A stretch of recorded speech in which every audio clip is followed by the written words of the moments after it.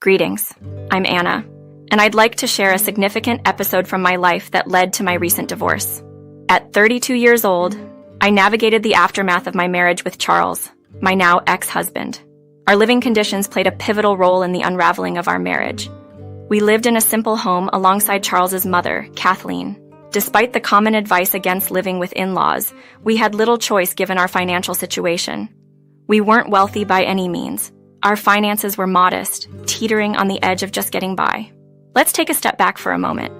Charles and I crossed paths at a speakeasy, where it was love at first sight.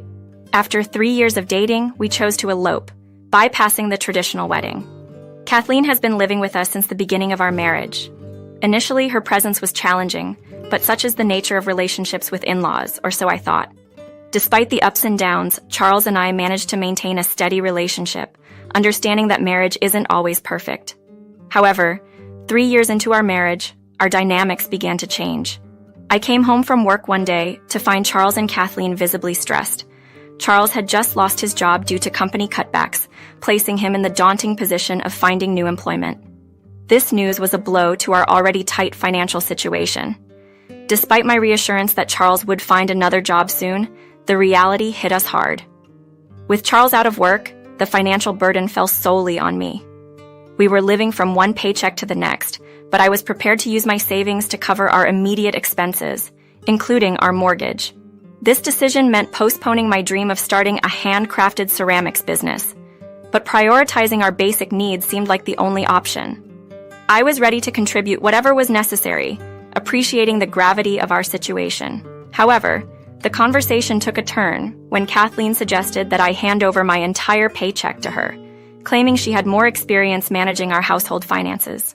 This moment highlighted a significant strain in our relationship, marking the beginning of the end of my marriage.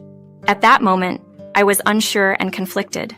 The request to surrender my entire monthly earnings to Kathleen, Charles's mother, under the guise of her managing our finances, left me uneasy. It was presented as though she was merely looking out for our collective well-being. Reluctantly, I agreed to contribute to our household expenses, but insisted on a transparent and fair approach to managing the funds. I was not ready to relinquish control over my income without understanding how it would be used. Kathleen proposed taking charge of the bills, suggesting I focus solely on earning. This arrangement was hastily agreed upon, despite my request for time to process the situation. With Charles's job loss, I found myself the sole earner, and suddenly my financial plans, including my dream of launching an online handcrafted ceramics store, were overshadowed by immediate family necessities. However, as time passed, it became apparent that Kathleen and Charles were becoming too comfortable relying on my earnings. Despite my reservations, I handed over my salary, trusting Kathleen to manage our essential expenses. Initially, the arrangement seemed to work. The mortgage and groceries were covered. Yet, within 2 weeks, our supplies dwindled faster than anticipated, forcing us to dip into my savings earlier than planned. To my dismay, Charles and Kathleen's spending began to spiral. Charles justified unnecessary expenditures and personal getaways with friends as stress relief, while Kathleen indulged in luxury shopping and home decor, far removed from our agreed-upon essentials. Their actions reflected a blatant disregard for our precarious financial state, prioritizing short-term pleasures over our long-term stability and my personal savings goals. During this challenging period, Charles's demeanor towards job hunting shifted dramatically. Instead of actively seeking employment, he seemed to embrace a carefree lifestyle, funded by my hard-earned money. This lack of effort and responsibility on his part was disheartening. Initially, I gave him the benefit of the doubt, understanding the need for a break after a job loss. However, as weeks turned into months without any sign of him looking for work, my patience wore thin. This situation is illuminated. The stark contrast between our attitudes towards financial management and responsibility. While I was striving to secure our future, even at the cost of my dreams, Charles and Kathleen appeared to prioritize their immediate desires and comforts, further straining our relationship and financial stability. A whole month slipped by, and Charles hadn't shown any inclination to start job hunting. The reality was that bills were piling up and my savings were dwindling. It was time for a heart-to-heart, so I approached Charles. "Charles, we need to have a serious conversation. I've noticed you haven't begun looking for work yet. When do you plan to start? Our savings are finite and we need to think about our future, I initiated, hoping to spark some urgency in him. He responded with a nonchalance that stung. I'll start looking soon. Can't I just enjoy a moment's peace without being lectured? I tried to explain my concerns more clearly. I understand you need your space, but the money spent on your outings and your mom's shopping sprees is coming out of my pocket. It might help if you talk to her about limiting her expenses as well. Charles's frustration became evident as he retorted, "Don't act like you're in charge just because you're the one earning right now. I'll apply for jobs in my own time. Don't pressure me into doing things before I'm ready." I couldn't help but bring my aspirations into the conversation, hoping to find common ground. "Charles, my dreams are important too. It's not just about my ambitions. Starting my business could benefit all of us. But with our current financial bleed, I'm really worried about our future. Can you not see the bigger picture here and help out for our collective good?" His dismissive reply cut deep. "Save me your sob story, Anna. If you can't manage our simple needs, how do you plan to run a business? Perhaps your plans aren't as solid as you thought. It's not about having a perfect plan, Charles. It's about making an effort, something you should consider too, for the sake of all of us," I countered, trying to make him see reason. His next words were a clear dismissal. "I don't need a sermon from you, Anna. You don't run things here. Now, leave me alone. I want to watch TV in peace." Another month rolled by after our talk, and it was as if my words had evaporated the moment they were spoken. No job applications, no attempts to contribute, nothing but growing frustration for me. Meanwhile, his mother's extravagant spending continued to drain my savings at an alarming rate.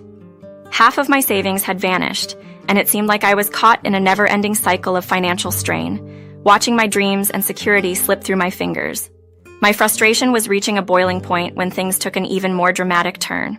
"Anna, we need to have a chat," Kathleen approached me with a tone that immediately raised my alarm. "I hope you're not going to be upset, but I couldn't help myself, and use the check you gave me for a fabulous new sofa. Now we need to cover the mortgage this month with your savings." I was taken aback. "Seriously, Kathleen? That seems incredibly irresponsible. You know we're struggling to make ends meet, and you decided to buy a sofa." Kathleen's response was breezy, to my dismay. "I know, but it was such a bargain I couldn't resist. And it's a stunning gray sofa that'll look great in our living room. It's already on its way." "We didn't need a new sofa, Kathleen.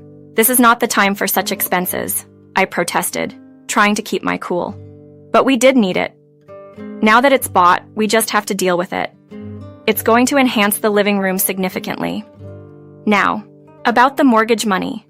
Her expectation for me to just cover the expenses because it was my job as the provider, especially as her daughter-in-law, was baffling. Reluctantly, I agreed, but made it clear this couldn't happen again. "This is the last time, Kathleen. We have to be more mindful about where our money goes." This incident highlighted the harsh reality of our financial predicament. Kathleen's spending had nearly drained my savings, and Charles seemed indifferent, lost in his world of leisure. Our relationship was barely hanging by a thread, with communication all but broken down. As time wore on, my savings dwindled to a mere few $1,000s. When I brought this up with Kathleen and Charles, their lackadaisical response was for me to do whatever it takes to keep the money coming. They seemed fine as long as their comfort was undisturbed, leaving me to juggle our finances alone. Faced with no other options and the weight of financial responsibility solely on my shoulders, I made a difficult decision for our collective welfare. I sold our only family car. It wasn't a move made out of whim or for personal gain, but a desperate measure to keep us afloat a little longer. In a moment of desperate need, I made the difficult choice to sell our family car. My salary was stretched to its limits, struggling to cover even a month's groceries after the mortgage payment, not to mention other essential bills. So, after one tiring day at work, I found myself walking home, an action that would soon ignite a storm. "Why are you walking home today? What happened to the car?" Charles asked, confused by my arrival on foot. Taking a deep breath, I confessed, "I didn't bring it up earlier, but I sold the car today.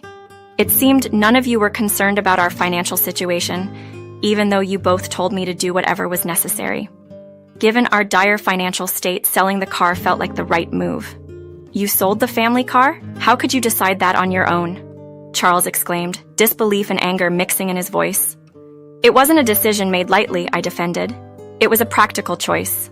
I was the only one using it for work anyway, and now I'll have to figure out an alternative. This is unacceptable, Anna. Remember, you're just living here because you're my son's wife. How dare you sell it without asking us? Kathleen chimed in, her tone dripping with disapproval. It was necessary. We needed the money to get by, at least until Charles can find work, I reasoned, trying to explain the direness of our situation. The conversation spiraled downward from there, with Kathleen accusing me of being overly dependent and not capable of managing our finances, let alone starting a business. They demanded I leave the house immediately and hand over the money from the car sale before going. I've been supporting both of you for months, and this is how you repay me? I protested, my frustration boiling over. Where am I supposed to go, especially without enough money? I've invested everything in supporting this household. Ignoring my pleas, they insisted I leave that very night, giving me an hour to pack my things. In a state of shock and with tears clouding my vision, I hurried to my room. I packed essentials, clothes, anything I could grab in my panicked state. With only $1,200 to my name, the result of their earlier demands, I was left to face an uncertain future alone, heartbroken by their betrayal and the harsh reality of my situation.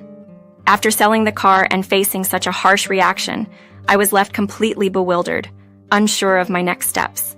My circle of close friends was virtually non-existent, leaving me with the daunting prospect of reaching out to my father. Our relationship had been strained, to say the least, since my mother's passing, and we hadn't spoken since my wedding. With few alternatives, I decided to call my dad for help. Packing what little I had, I made my way to the bus station, purchasing a ticket with a heavy heart. The journey felt endless, stretching on for 5 hours until I finally arrived at my dad's doorstep.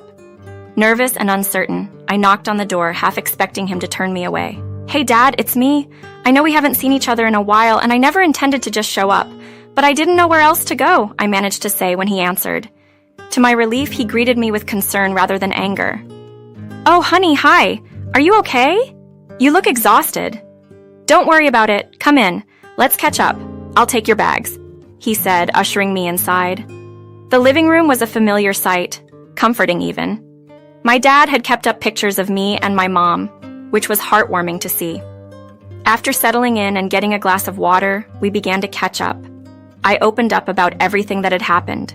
Charles losing his job, the financial pressure falling entirely on me, and the escalation that led to my being kicked out. Charles became too comfortable not working, and Kathleen. She just went through my savings like it was nothing. I tried talking to them, but it was like speaking to a wall. In the end, I sold our car to keep us afloat, but they kicked me out anyway. Now I'm here, without a plan or a place to go. I hate to ask, but could I stay for a few days to figure things out? I explained, feeling both vulnerable and relieved to finally share my burden. "That's terrible. How could they treat you like that?" My dad expressed his disbelief and sympathy. "Look, Anna, I know we haven't been close, especially since your mom passed away. I've been seeing a therapist trying to improve myself. And I've been thinking about reaching out to you these past few months." Hearing this was a small solace in the storm of my life. It seemed like, despite everything, I might have found a temporary haven and a chance to mend bridges with my dad. After everything that had happened, my dad admitted he hadn't dared to reach out to me before, feeling guilty for how we had grown apart. My unexpected arrival seemed to him a chance to start repairing our relationship. "You're welcome to stay as long as you need," he offered, a gesture that warmed my heart amidst the turmoil. Grateful, I assured him I wouldn't impose for too long. Settling into my dad's home brought an initial awkwardness, given the long period we'd spent apart. Yet gradually we found ourselves easing into a comfortable rhythm, reconnecting in a way I hadn't anticipated. It was as if we were rediscovering our bond, making the atmosphere at home increasingly warm and familiar. In a turn of events, I ended up receiving a resignation letter from my job. My dad encouraged me to stay and look for new opportunities nearby.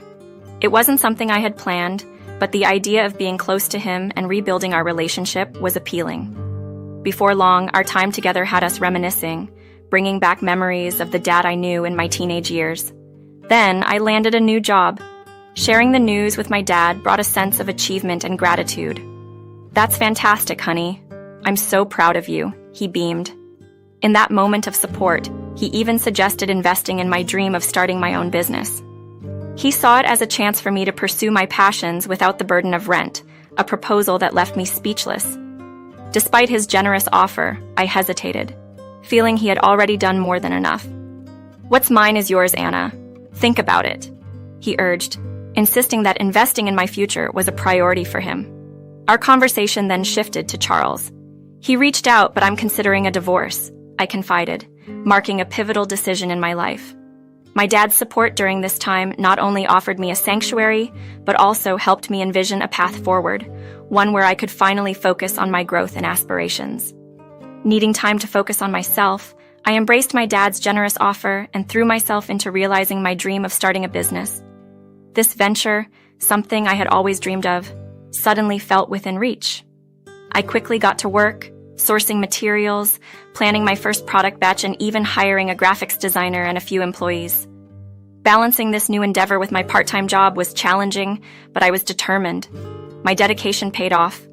People started noticing my creations, and with the right marketing strategies, orders began to roll in. Managing both a job and my budding business was tough, but after about a year and a half, my life had transformed remarkably. My side hustle had become my main source of income, offering me a sense of financial stability I had never known before. Charles and Kathleen had become distant memories. The clarity that time brings made it evident I deserved better than their mistreatment. Deciding it was time for a change, I initiated divorce proceedings.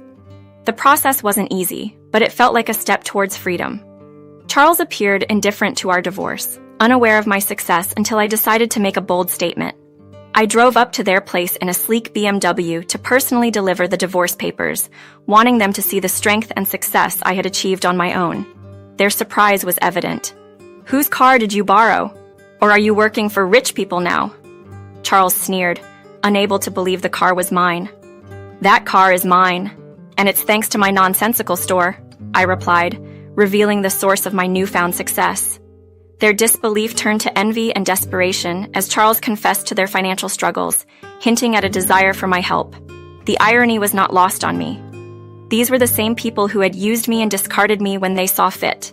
Now, facing their hardships, they were looking to me for assistance. But after everything, I couldn't bring myself to support them. My focus was on my own life and future. The satisfaction of showing them what I had achieved without their toxic influence was indescribable. It was a clear reminder that distancing myself from those who failed to value me was the best decision I had made. Climbing the success ladder, unburdened by their negativity, was a liberating experience. Life was too short to be held back by those who never appreciated my worth, and I was now free to pursue my dreams unencumbered.